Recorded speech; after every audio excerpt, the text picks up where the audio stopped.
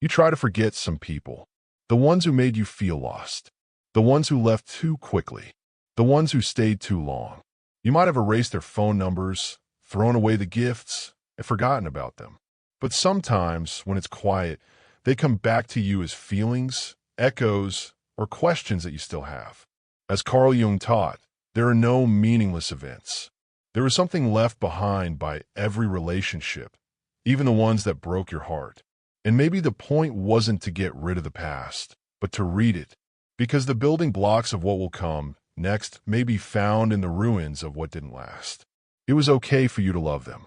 You learned something, and love doesn't always teach us good things. It's crazy and honest.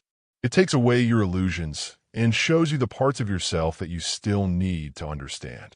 And when someone comes into your life, stays for a while, and then leaves, they leave you with more than just time. They tell you something when they leave. You might have thought those old relationships were roadblocks, but what if they were really signs? What if each tear, pause, and awakening was a piece of the puzzle that showed how you evolved? Not a mistake, but a message. You might keep drawing in people who aren't available because you still aren't available to yourself in some way. You might be looking for passion because you're afraid of being calm. You might leave first because you learned a long time ago that it's safer to leave than to be left. No matter what pattern it is, it happens again and again to help you see, not to punish you. Forgetting is not a part of healing. It has to do with understanding. And once you know that, your future starts to take shape. What would you do if your ex wasn't a mistake, but a map? Picture your life as a house that is still being built. There was an architect who came with a pencil, drew a line, built a wall, and then left before the job was finished. Even though they weren't the ones who stayed, they left behind plans that you still couldn't figure out. That partner who liked your smile, but didn't trust your voice. That link is now something you call a mistake. Carl Jung said that nothing that happens to us in life is by chance. Your love for each person woke up something inside you, a part of your unconscious that had been waiting to come to the surface. Grace got married young because she thought that being chosen meant she was really seen. Daniel, her husband, loved how gentle she was but didn't see her inner fire. In her dream, she wanted to open a design studio. He thought it was a cute idea. He pulled her away from herself in quiet ways. No matter what, never be mean. Always be in charge while being charming. Grace slowly began to betray herself over time. She didn't say no, she just nodded. To keep the peace, she shrank. She shaped herself into the person he thought she should be. This wasn't direct harm. It was the kind of slow loss of connection that Jung meant when he talked about losing oneself in the face of another.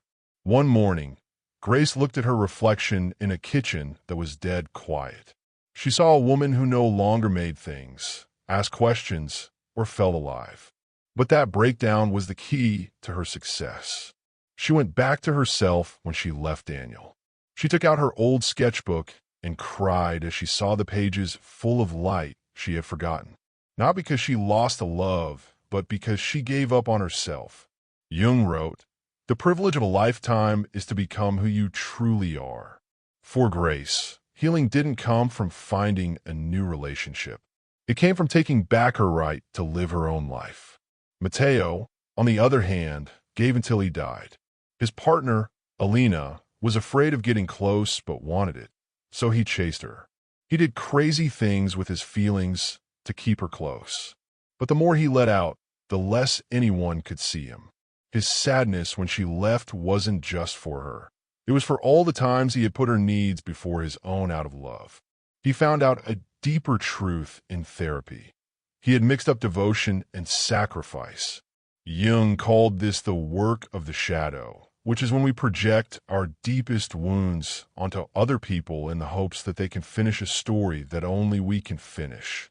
Years later, when a new person told him they admired how loyal he was, Mateo felt the old urge to go too far. He didn't, though. He took a breath. He didn't move. He remembered that you don't earn love by losing yourself, that quiet, unseen moment of becoming whole, by merging with someone else. You earn love by taking back the self you gave up. If you feel bad about what they did, Remember that they didn't build the whole house, but they helped you figure out what parts still needed work. Your ex wasn't a mistake. They were a sign that you needed to heal more. Each one taught you something about love that you will never forget and about yourself that you no longer want to become. A lot of the time, we think that healing means forgetting about people and starting over. We don't really move on from people, though.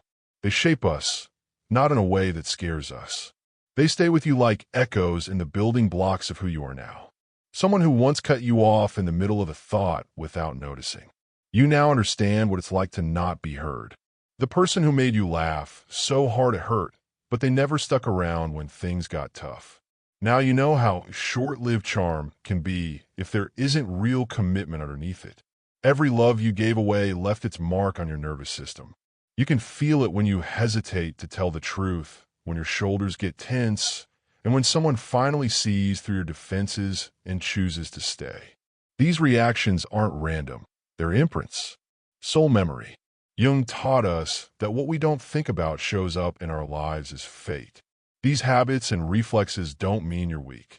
They're living proof of all the things you've been through and learned. Look at Isla as an example. She used to fall quickly and hard, giving her whole heart in the first month. So she loved men for years who mixed up intensity and closeness, and she started to see the cracks. After the rush, there was always a pullback. Each time, she changed herself to be more attractive, which meant she became a little less like herself. Even though she was angry, she didn't choose to be alone for a whole year. It was her peaceful protest. She learned to love the parts of herself that she used to hide from other people. She didn't rush when a new person came along. She didn't just think about how much he liked her. She also thought about how she felt around him. That sense of right and wrong came from every broken heart that came before. Or think about Mark. He dated someone who used his kindness against him. He got the idea of being needed and being loved mixed up for years. A part of him still thought that loyalty meant endurance, so he stayed long after the feelings stopped being warm. He felt so guilty that he almost couldn't leave when he did.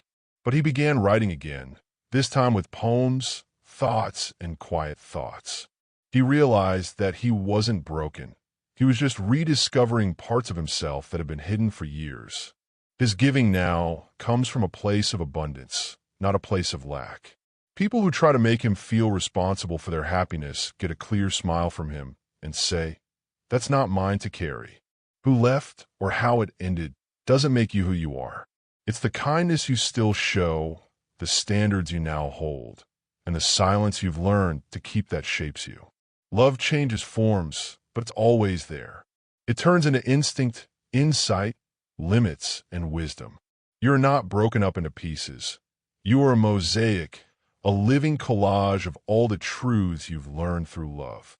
Faces become fuzzy when you remember things. Conversations play over and over, and decisions you wish you could change are all mixed up at first. When you stop running away from the past and look at it with interest instead of shame, though something changes.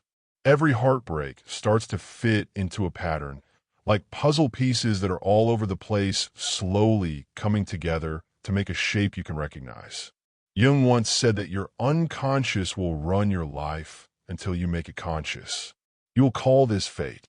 If you are brave enough to look deeper, the chaos will whisper its hidden order to you. You start to realize how often you put up with being left out because you were afraid of being alone, or how you mistake chemistry for safety because your nervous system is hooked on the thrill of uncertainty. Perhaps you kept going out with emotionally unavailable people, not because you were naive, but because deep down you were still looking for the love you never got as a child. Your ex-partners weren't mistakes. They were just there to tell you something. Each one came to wake you up to a truth you hadn't named yet. Look at Daniel. He was always interested in women who needed to be saved. He saw how hurt they were and made it his mission to fix things. He realized he wasn't falling in love until he had his third broken heart in a row. He was acting out a wound from his childhood, so that this time it would be different. By being honest with himself and going to therapy, he realized that his need to fix other people was a way for him to show that he was worthy of love. Everything changed when he stopped trying to save other people and began saving himself. He no longer needed to be needed. He only wanted to be seen. Or think about Elena. She used to think that you had to work for love. She dated men who kept her guessing, didn't show affection, and only opened up when things went badly. She thought that being patient showed how much she loved him. But as she wrote in her journal about her grief, a pattern began to show itself. Her heartbreaks weren't random. They were like a parent being emotionally unavailable. She had spent her whole life trying to make everyone happy. That realization did more than just make her feel better. It also gave her the words to describe her needs in a clear way. She doesn't have to wait any longer to be picked. She wants to. The big secret is out. Your bad taste in love wasn't really bad at all. It was just unconscious. Your inner child was looking around the world for words that were never put together to finish a sentence. Amazing things happen when you take a step back and look at the mosaic from a higher angle. You stop blaming yourself. You start to forgive. You stop waiting for other people to give you closure and start writing your own ending.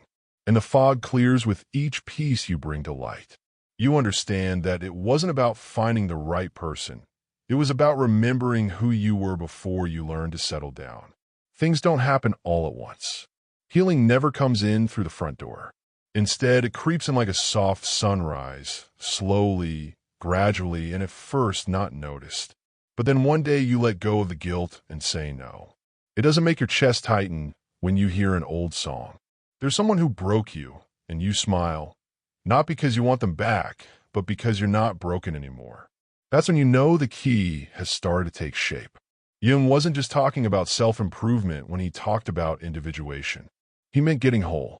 And to be whole, we have to take back the parts of ourselves that we gave up in love, the parts that overworked, the parts that shut down, and the parts that thought love was pain with petals on top.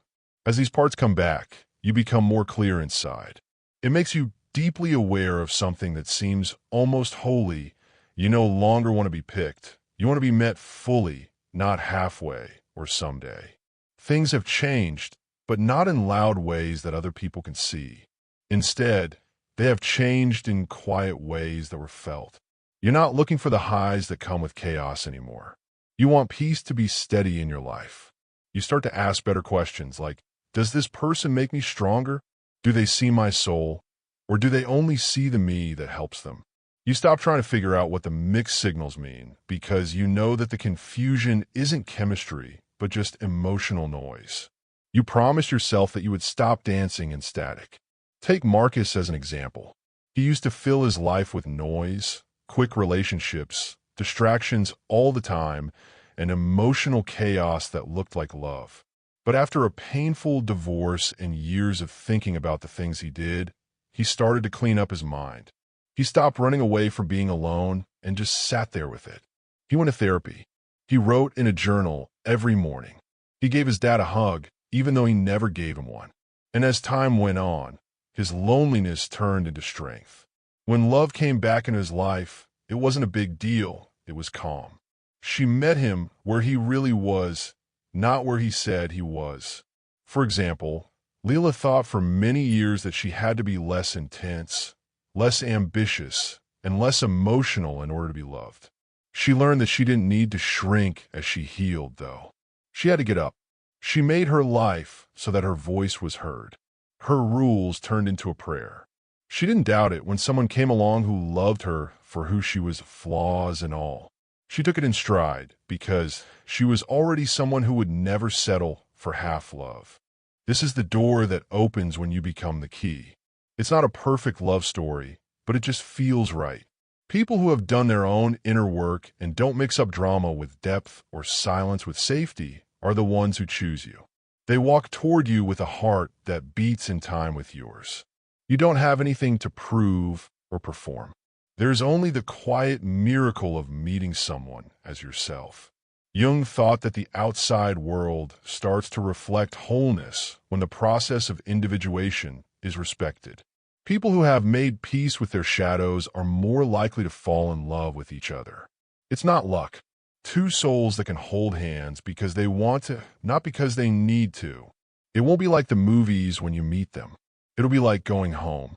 When you went through memories that felt like broken glass, you found that they were actually stained glass pieces that were just waiting to be put together. Every goodbye and unanswered question pushed you to bring those pieces of your life into the light so that a fuller picture of your life could form. You can see that the pattern you see now is neither random nor mean. It's the quiet structure of growth that leads you to wholeness, one imperfect encounter at a time. Jung meant for us to turn our pain into perception when he talked about making the unconscious conscious. That terrible pain in your heart was a message in a language you didn't know yet. The parts of you that still wanted to be loyal were shown when you were betrayed. You could see where you had left yourself first when you felt abandoned. Unrequited love made you feel the soft pain of unmet needs and pushed you to meet them on the inside. It's not that these revelations were meant to beat you. They're meant to help you better understand what real connection feels like and what will never be okay again. Look back and remember the important moments. For example, your first breakup made you look inside to find your limits. The rough relationship that followed made you figure out what you believed in. You learned how to enjoy being alone during the quiet season. Each phase was a self-awareness workshop that helped you break down beliefs that held you back and find strengths you might not have known you had. The people you dated in the past were not detours from your destiny. They were markers that showed you how far apart you were from the person you are becoming. Now, notice how your body changes when you think about love. It doesn't make me worry about not being good enough or about making the same mistakes again. It makes you feel excited and calm, like when a house is almost finished being built and the walls have settled and the windows are ready to let in the morning light. You have the blueprint inside you. Being safe, being respected, and being close to someone are all things you know you deserve. You know that being yourself in a healthy relationship won't mean giving up being yourself to be accepted. It will stand next to your fullness and be happy for you. This new awareness isn't just facts. It's a key shaped by experience. Feel how heavy it is when you hold it in your hand. There are lessons, tears, and times you chose to heal instead of hide in it. It lets you into places you couldn't see when you were begging for love. And when you press that key, you enter a future that you chose instead of one that you repeated without realizing it. The way forward doesn't promise eternal happiness. There will still be problems in life, and relationships will still have rough spots. You are no longer lost in the dark, which is a difference. You walk with an inner compass that is set to the truth. You will know sooner if something doesn't feel right. You will be able to tell when someone is talking to your soul. You won't hold on because there aren't enough things, and you won't run away at the first sign of pain. You'll be interested, trust your gut, and make your choice from a calm place. This is something to keep in mind when fear or nostalgia try to change the past. Your past shaped who you are now. It was never a measure of your worth. It has done its job. Its purpose was done. Thank it for being wise. Thank you for making it clear. And send it to the archives of your growth. Move forward. The door ahead has been waiting for someone who knows how to lock it. Put the key in the handle. Take in the promise of a life that is in sync. Turn around. You will find a new way to love on the other side, based on the most important relationship you will ever have, the one you finally make with yourself. If this message made you feel something, don't end it here. The next video will show you more about how to heal, grow, and find out more about yourself. It could be the big step forward your soul has been waiting for. Get in on it right now by clicking subscribe, turning on notifications, and becoming a part of a group of people who want truth, change, and real inner growth. You're not the only one going this way. I'll see you in the next video, where we keep becoming the people we were always meant to be.